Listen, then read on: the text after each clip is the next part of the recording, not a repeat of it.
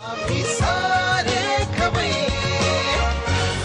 तुम्हाला आपल्या या किचनमध्ये मी बोलवलेलं आहे. आमच्याच म्हणजे माझे कलीग, माझे senior dessert special chef Vivek Tamhane. Welcome to Amhi Saare खवय्ये. छान वाटतंय आज शेफ तुम्हाला इकडे बघून, कारण शेफ आणि आम्ही फार पूर्वीपासून एकत्र काम केलेलं आहे आणि आज ते माझ्याबरोबर या प्लॅटफॉर्मवरती एक रेसिपी तुमच्याबरोबर शेअर करणार आहेत. ती तुम्ही अजिबात सोडू नका, कारण ही रेसिपी एकदम टिपिकल ऑथेंटिक मास्टर शेफ कडून तुम्हाला मिळणार आहे. शेफ विवेक ताम्हाण्यांची हिस्ट्री इन द सेन्स त्यांची जी कंप्लीट कारकीर्द आहे, करिअर आहे, ती खूप मोठी आहे. त्याला सांगायला एक एपिसोड कमी पडेल.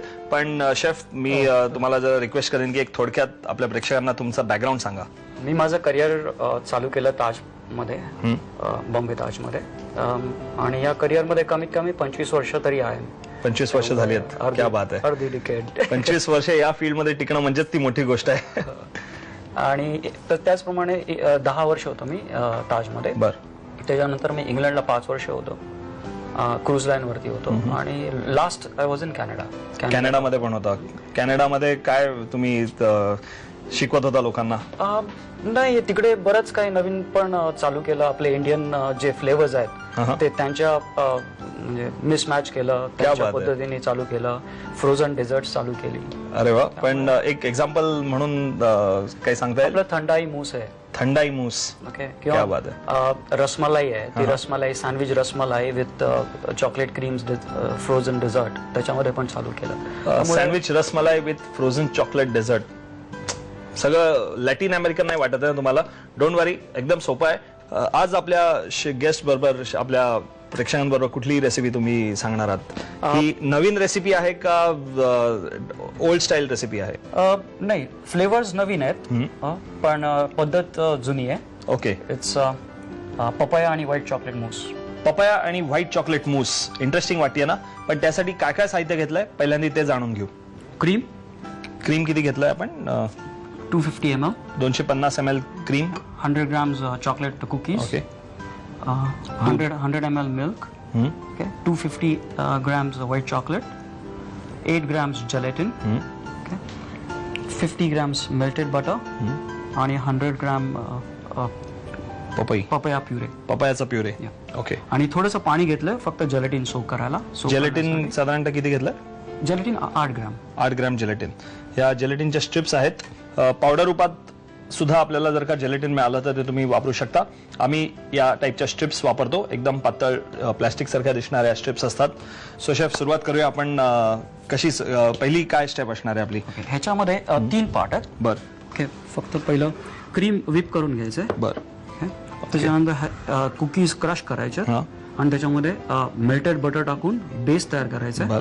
आणि तिसरा म्हणजे चॉकलेट, व्हाईट चॉकलेट आणि मिल्कचा गनाश बनवायचा. सो फक्त 3 स्टेप्स आहेत, पण तिन्ही स्टेप्स खूप महत्वाच्या. त्या एकही मिस होऊन चालणार नाहीयेत. आपण सुरुवात करूया शेफ. हे मी व्हिप करायला घेऊ का? ओके. गनाश चालू करतो. गनाश बनवायचं नाही का? गनाश म्हणजे बेसिकली चॉकलेट आणि दुधाचं कॉम्बिनेशन, त्याला गनाश असं म्हणतात. एक प्रकारचं इमल्सिफिकेशन असतं ते. सो आधी दूध पॅन मध्ये घालायचं. दूध गरम करायचं.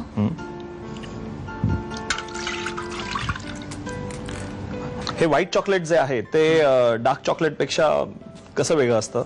व्हाईट चॉकलेट मध्ये बेसिकली जो व्हाईट चॉकलेटचा जो अर्क असतो, लाईक कोको बटर, बरोबर, ते असतं.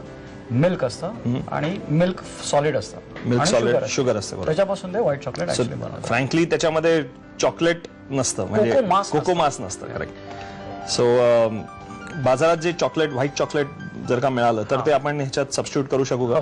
व्हाईट चॉकलेट नसेल तर डार्क चॉकलेट वापरू शकतील का शेफ? ते डार्क चॉकलेट किंवा मिल्क चॉकलेट. किंवा milk chocolate. Okay. Better option म्हणजे ऍक्च्युअली मिल्क चॉकलेट, कारण डार्क चॉकलेटनी पपायाचा जो फ्लेवर आहे तो कम्प्लीट निघून जाईल. दूध आपण चांगलं उकळून घ्यायचं का आधी? जस्ट उकळवायचं. आणि त्याच्यानंतर स्लो गॅस ठेवून चॉकलेट मेल्ट करायचं. ओके. जस्ट उकळलेलं आहे, त्यामुळे आता मी चॉकलेट टाकतो. ओके. त्यामध्ये दुधात सोडून द्यायचं फक्त ना? हा. आणि गॅस कमी करायचा. बरं. 250 ग्रॅम चॉकलेट घेतलं आपण, व्हाईट चॉकलेट. साधारणतः हे किती जण आरामात खाऊ शकतील? हे किती जणांसाठी होईल म्हणजे अर्धा किलोचं 1 किलोचं होईल हे कम्प्लीट मूस जर का सगळ्याचं कॅल्क्युलेट केलं तर ऍटलीस्ट 10 माणसं तरी आरामात खाऊ शकतो. 10 माणसांसाठी आपण हे आज मूस बनवतोय. मी क्रीम बीट करायला घेतो. या बाउल मध्ये क्रीम ऍड करतोय. हे व्हिपिंग क्रीम आहे.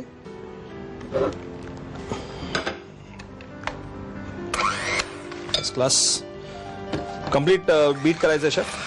हो, ह्याच्यामध्ये परत 3 कन्सिस्टन्सी असतात. बर एक कन्सिस्टन्सी एकदम पातळ असतं या टाइप मध्ये, आता पण जे आहे ते ते. थोडंसं ठीक आहे. बर ओके, ते साधारण आपण आईस्क्रीम्स किंवा फ्रूट कस्टर्ड आहे बर. त्याच्यावरती जस्ट पोर करू शकतो. ओके, ह्याच्यानंतर अजून एक कन्सिस्टन्सी तयार होते की ती सेमी लिक्विड. बर ओके, म्हणजे ते थोडंसं थिक झालेलं thick, असतं हां. पण एकदम थिक नाही. बरोबर. ओके, घट्ट नाही हा, तशी कन्सिस्टन्सी आपल्याला मूससाठी लागते. आणि तिसरी कन्सिस्टन्सी म्हणजे एकदम थिक. ओके ते आपण जे पायपिंगला Icing साठी पायपिंगसाठी वापरतो. यूज करतो. क्रीम आपण आता बीट करून घेतोय. एका साइडला गनाश सुद्धा आपला तयार होत आहे. आता यापुढे आपल्याला काय करायचं आहे आपण शेफना विचारूया. शेफ, आता नेक्स्ट स्टेप काय असणार आहे आपली? ओके, आपण पहिलं हे क्रश करून घेऊया. बिस्किट, चॉकलेटची क्रीम बिस्किट आहेत. Pure chocolate cream biscuits. हे क्रश करायला थोडंसं बटर मेल्ट करायचं. बर, बटर मेल्ट करून घेणं आवश्यक आहे.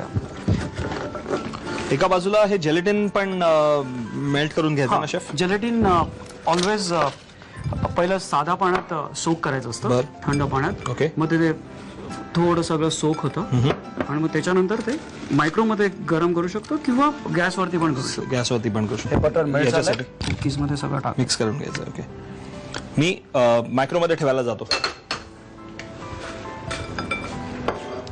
वाव, हा आपला कुकी बेस तयार झालेला आहे. बर.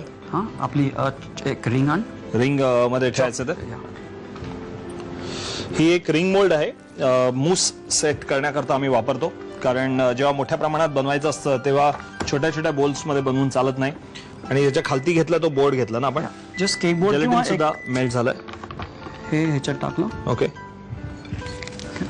त्यानंतर हे हाताने टॅप करायचं. आता हे जेलेटिन याच्यात घालायचं आहे, मिक्स करायचं आहे. हा, आता हे जेलेटिन आपण गनाश मध्ये मिक्स करायचं. घालू? हा स्ट्रिप मध्ये घालू नाही का? हा, आता याच्यामध्ये पपाया प्युरे.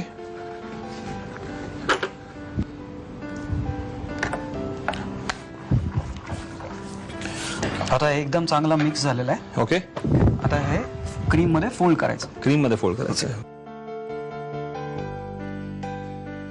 आता हे ह्याच्यामध्ये फोल्ड करायचं. फोल्ड करायचं.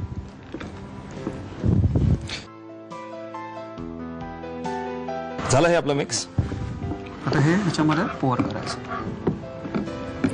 त्याचा ते स्पॉट्स जे आलेत ना पोपईचे, हा. ते अप्रतिम दिसणार आहेत मला वाटतं सेट झाल्यावर.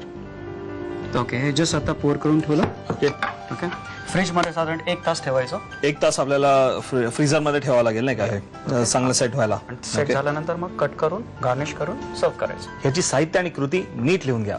Papaya and white chocolate mousse बनवण्यासाठी लागणारं साहित्य: 250 gram whipping cream, 100 gram chocolate cream biscuits, 100 gram दूध, 250 gram milk chocolate, 8 gram gelatin, 50 gram butter, dark chocolate आणि 100 ग्रॅम पपाया प्युरे. कृती: ब्लेंडरने क्रीम फेटून व्हिप क्रीम तयार करावं. पॅन मध्ये दूध गरम करून त्यामध्ये मंद आचेवर व्हाईट चॉकलेट मेल्ट करून घ्यावं. जिलेटिन मध्ये पाणी घालून ते मायक्रोवेव्ह मध्ये गरम करून घ्यावं. बटर वितळवून घ्यावं. दुसऱ्या बाउल मध्ये चॉकलेट क्रीम बिस्किटचा चुरा करून घ्यावा. त्यामध्ये बटर घालून मिश्रण एकजीव करून कुकी बेस तयार करावा. एका मोल्ड मध्ये प्लास्टिक स्ट्रिप घालून त्यामध्ये हा कुकी बेस घालावा. व्हाईट चॉकलेटच्या मिश्रणामध्ये जिलेटिन आणि पपाया प्युरे घालून ते एकजीव करून घ्यावं. व्हाईट चॉकलेट क्रीम आणि पपाया पल्पचं मिश्रण मोल्ड मध्ये घातलेल्या कुकी बेसवर घालावं आणि फ्रीज मध्ये तासभर सेट करून डिश सर्व्ह करावी.